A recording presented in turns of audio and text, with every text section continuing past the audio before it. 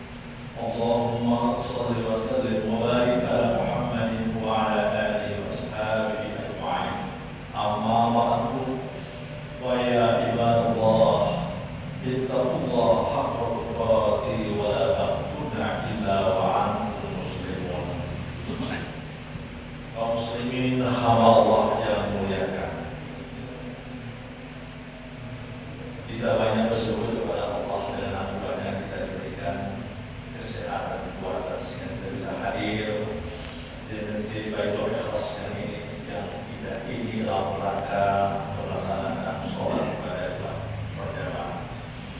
Oleh karena sholat kita persembahkan kepada Rasulullah Sallallahu Alaihi Wasallam yang telah melaksanakannya dan ini dari kelapan kepada orang-orang jemaah yang berbahagia pada kesempatan yang singkat ini kita membahas adanya hadis Rasulullah SAW yang diberikan oleh Bukhari dan Muslim yang terkenal dalam bahasa Indonesia hedonic trip, artinya mencari kebahagiaan kalau tidak diapai bersyukur mustahil terdapat kebahagiaan.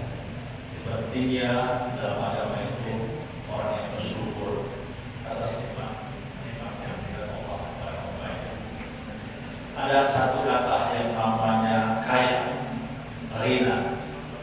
Bukanlah dengan banyaknya harta kata rina atau banyaknya kemewahan yang kita peroleh, namun yang namanya rina itu adalah hati yang selalu merasa hadis Bukhari dan Muslim.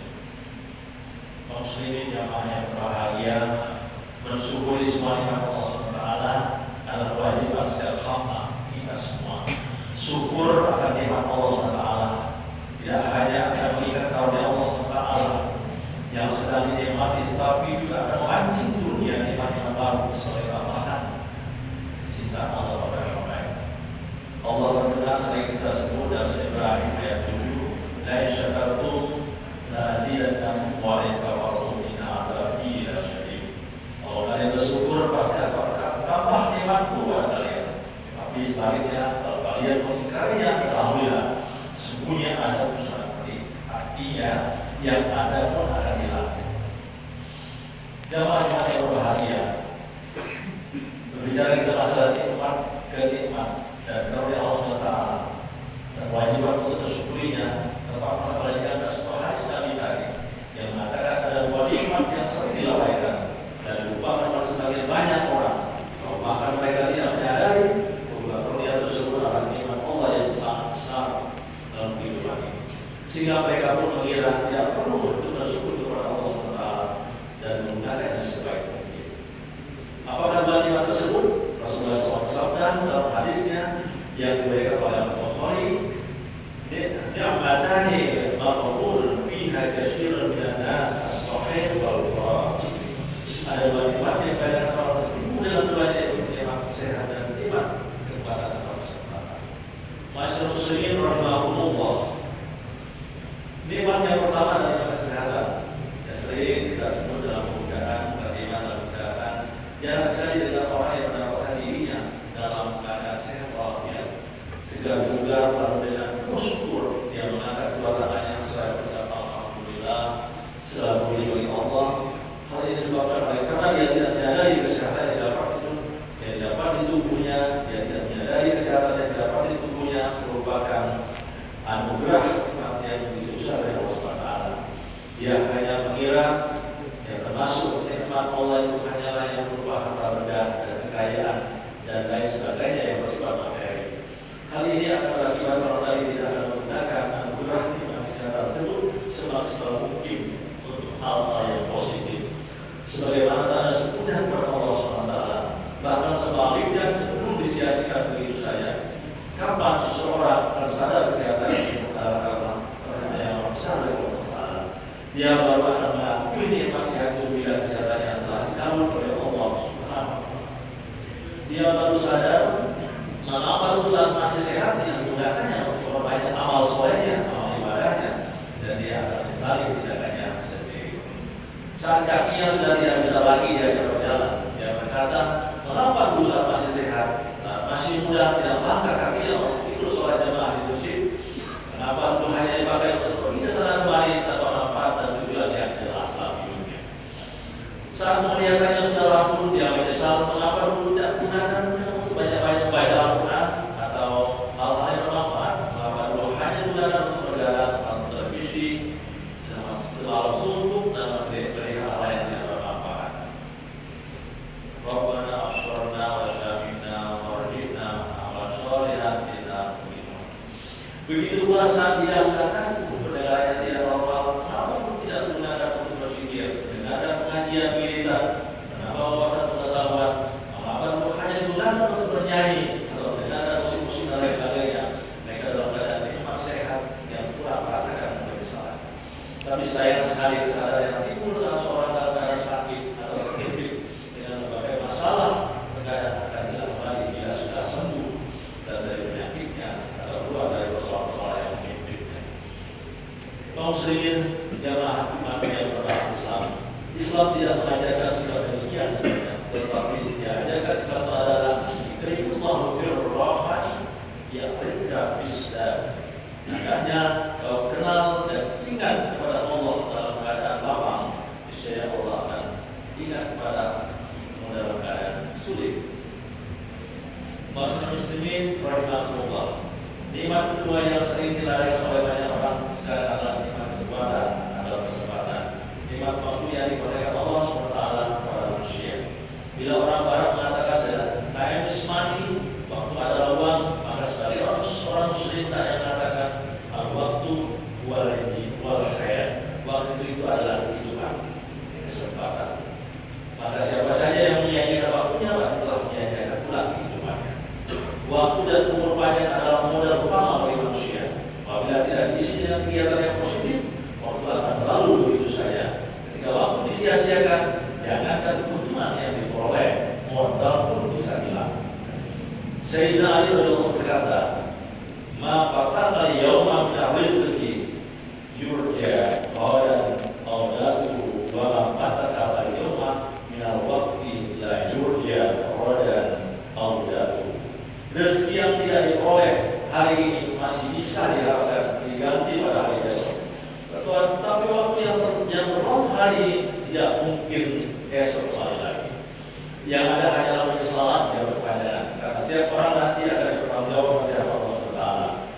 Dan akan ditanya tentang semua nikmat yang diperolehnya. Allah berfirman, "La tus'aluna yawma idzin 'anil na'im." Dan pasti kalian akan ditanya pada hari itu tentang segala nikmat yang diperoleh. Kata Kasyur ya Bapak. Maka dengan jelas dalam sebuah hadis disebutkan tidak akan tergelincir kaki seorang hamba pada hari kiamat hingga dia ditanya tentang empat perkara. Yang salah satunya tentang umurnya untuk apa dihabiskan. Kaum muslimin hamba Allah yang berbahagia. Sebagai ungkapan hikmah daripada amal Jumat ini, ada seorang rektor bernama Profesor Ahmad. Ia bertanya, mengapa semakin tinggi pendapatan seseorang ternyata semakin menurun karena fungsi atau peran yang uang dalam bentuk kebahagiaan. Kajian-kajian dan ilmu nasional psikologi menemukan jawaban yang kini dikenal dengan nama Henrik dikenal sebagai judul dari khutbah Jumat kita pada hari ini. Secara sederhana, Henrik ketika itu dapat dia seperti contoh gawe. Saat gaji kamu 5 juta, semuanya habis. Saat gaji saudara naik 30 juta per bulan, semua habis juga. Kenapa begitu? Karena harapan atau ekspektasi dari gaya hidupmu pasti ikut naik sejalan dengan kenaikan informasi jalan. Dengan kata lain, nafsu saudara untuk membeli materi atau barang mewah terus meningkat sejalan dengan peningkatan pendapatan saudara. Itulah mengapa ini sebenarnya ekonomi tertentu itu layak berjalan di atas kebahagiaan yang tidak akan maju-maju sampai pada akhirnya. Nafsu materi tidak akan pernah terpuaskan. Saat pendapatan 10 juta per bulan ingin naik kapan saja. Saat pendapatan 50 juta per bulan berubah ingin naik Alphard atau Fortune. Itu salah satu contoh sempurna tentang jebakan hedonik treadmill. Hedonik treadmill itu membuat ekspektasi akan materi terus meningkat. Itulah mengapa kebahagiaan stagnan meskipun atau berjalan tempat meskipun pendapatan semakin tinggi. Ada sebuah eksperimen menarik. Seorang pemenang dia berhadiah senilai 50 miliar. Dilacak bahagianya 6 bulan setelah ia mendapat hadiah. Apa yang terjadi 6 bulan berikutnya? Memenangkan hadiah 5 miliar level bahagia pelaku sama dengan sebelumnya ia memenangkan hadiah berhadiah. Itulah efek daripada ekonomi terpilih. Lantas apa yang harus dilakukan agar kita terhindar dari jebakan-jebakan itu dan lolos dari jebakan nafsu materi yang tidak pernah berujung? Terapkanlah gaya hidup yang bersahaja sederhana. Itu gaya hidup yang tidak selalu dengan berlap, tidak silau dengan kemewahan kemewahan materi, mengubah orientasi hidup karena semakin banyak berbagi, semakin banyak memberi kepada orang lain. Justru semakin memberikan kebahagiaan. Jadi lakukan bukan dari mengumpulkan materi yang membuat kebahagiaan terpuaskan. Kebahagiaan itu kadang sederhana, misalnya masih bisa menikmati secangkir kopi panas, memeluk anggota keluarga yang sehat, tertawa, tersenyum, memulai hari-hari berbagi peduli, memberi makan dan manfaat bersamanya, menyapa dan memberikan tip pada tukang sampah, membaca makanan spiritual sepanjang perjalanan menuju tempat tugas, berzikir dan berbakti untuk bangsa dan agama. Betapa indahnya hidup ini. Muslimin yang berbahagia sebagai hai Jumat pada siang hari ini. Selamat menemukan kebahagiaan yang sesungguhnya. Saudara-saudara, sahabat-sahabat dan teman-temanku, kaya itu bukan karena banyak harta benda, melainkan kebahagiaan jiwa dan keutamaan jiwa. Itulah kaya yang sebenarnya. Sebagai hikmahnya, pada kesempatan ini bahagia itu bukan dari beberapa banyaknya materi atau harta yang kita miliki, melainkan seberapa banyak materi atau harta yang bisa kita gunakan untuk membantu sesama. Bahwa bahagia itu bukan dari materi atau harta, melainkan dari hati yang pandai bersyukur atas segala rezeki yang datang dari Allah. Coba untuk melawan hawa nafsu, bahwa hawa nafsu yang terpenuhi bukan kau ukur sebuah kebahagiaan, melainkan merupakan diri seorang yang tidak bersyukur. Jika seorang tidak bersyukur, justru kebahagiaan sebenarnya sedang itu juga menjauhi dirinya. Yang bersyukur adalah hakikat kebahagiaan yang sebenarnya secara hakiki. Demikianlah khutbah singkat ini. Bismillahirrahmanirrahim. Wal asri inna insana lafi khusr illa alladziina aamanu wa 'amilus shalihati wa tawassaw bil haqqi wa tawassaw bis sabr. Semoga Allah menjauhkan kita dari berbuat syirik dan zalim, baik yang diketahui maupun yang tidak diketahui, dan semoga hidup kita senantiasa mendapat hidayah serta Allah SWT dan Rasul emas dan kebahagiaan yang kita nantikan. Barakallahu li wa lakum bil Qur'anil Karim wa amin wa iyyakum bima fihi min al-ayati wa dzikril hakim wa taqabbalallahu minna wa minkum ila wa taqabbal inna wassalamu alaikum.